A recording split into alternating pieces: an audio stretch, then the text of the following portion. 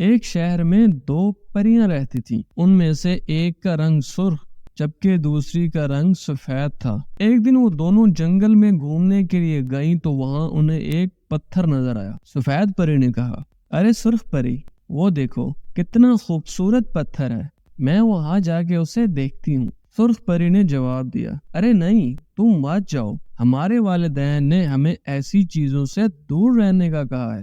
سفید پری نے ان کی بات نہ مانی اور کہا، کچھ بھی ہو جائے میں اسے دیکھ کر جلدی واپس آ جاؤں گی. سرخ پری نے کہا، نہیں نہیں، تم نہ جاؤ، ہم گھر چلتے ہیں. لیکن سفید پری نے اس کی بات نہ مانی اور ضد کی کہ میں تو پتھر دیکھنے ہی جاؤں گی، اور یہ کہتے ہوئے وہ نیچے اتر گئی. سرخ پری نے پیچھے سے آواز دی، ارے رکو سفید پری، آگے مت جاؤ، شاید ہمیں یہاں خطرہ ہو، رک جاؤ. لیکن سفید پری نے جیسے ہی پتھر پر ہاتھ لگایا تو وہ فوراً ہی غائب ہو گئی. سرخ پری بہت پریشان ہوئی اور کہنے لگی، اب میں امی ابو کو کیا جواب دوں گی کہ سفید پری اس وقت کہاں ہے؟ تم کہاں ہو؟ آواز دو مجھے، میں تمہیں کہاں ڈھونڈوں؟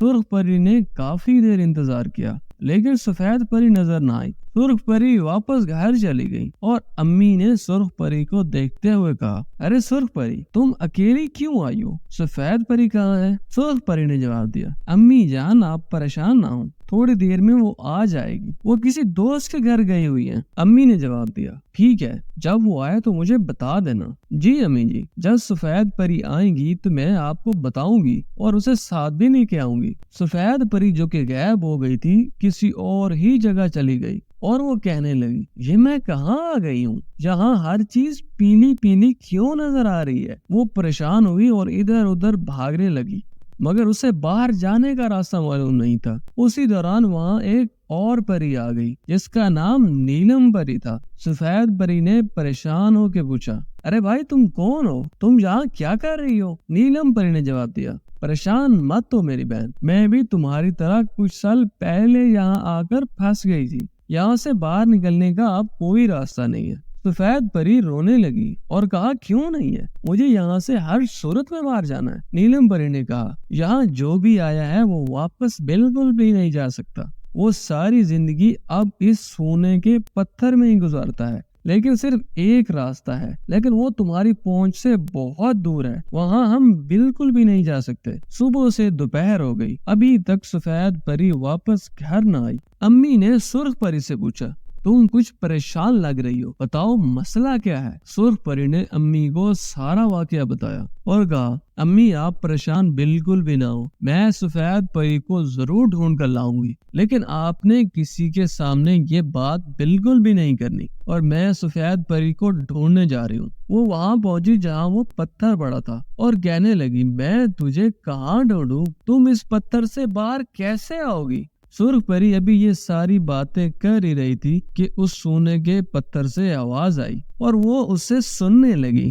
وہ اندر سے آواز اس کی بہن سفید پری اور ایک اور پری نیلم کی تھی جو آپس میں باتیں کر رہی تھی، اور سفید پری نیلم سے پوچھ رہی تھی کہ وہ راستہ کتنا دور ہے، ہم وہاں کیوں نہیں پہنچ سکتے؟ نیلم پری نے جواب دیا، کیونکہ اس کی مخالف سمت میں ایک پہاڑ ہے اور اس پہاڑ میں ایک غار ہے جس میں وہ کتاب موجود ہے. اس کتاب میں باہر نکلنے کا راستہ لکھا ہوا ہے، لیکن وہاں بہت سے زیورات پڑے ہوئے ہیں. اگر وہاں کوئی کتاب لینے گیا تو وہ زیورات کو اٹھائے گا اور جیسے ہی کسی زیور کو اس نے ہاتھ لگایا تو وہ پہاڑ گر جائے گا اور کتاب لانے والا وہ شخص وہاں راکھ ہو جائے گا. اس پتھر کے ساتھ کھڑی وہ سرخ پری ساری باتیں سن رہی تھی. وہ فوراً اس پہاڑ کی طرف گئی. وہاں اسے ایک غار نظر آئی اور وہ غار کے اندر چلی گئی. جب وہ غار کے اندر گئی تو اس نے دیکھا کہ بہت زیادہ زیورات اور ہیرے موجود ہیں. وہ ان سب کو دیکھ کے حیران ہو گئی. اسے وہاں ایک کتاب نظر آئی جو سونے کی تھی.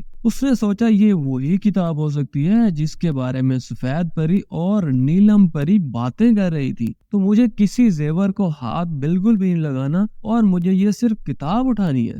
وہ اس کتاب کے پاس گئی اور اسے اٹھا کر پتھر کے قریب لے آئی. جیسے ہی اس نے وہ کتاب کھولی تو وہ ایک عام سی کتاب بن گئی. اس کتاب کے اندر کچھ لکھا ہوا تھا اور سرخ پری نے جیسے ہی وہ پڑھنا شروع کیا تو دونوں پریاں سفید اور نیلم اس پتھر سے باہر آ گئی اور ساتھ ہی وہ کتاب غائب ہوئی اور پتھر ایک عام سی چٹان بن گیا۔ سرخ پری، سفید پری اور نیلم پری کو دیکھ کے بہت خوش ہوئی۔ وہ تینوں بہت خوش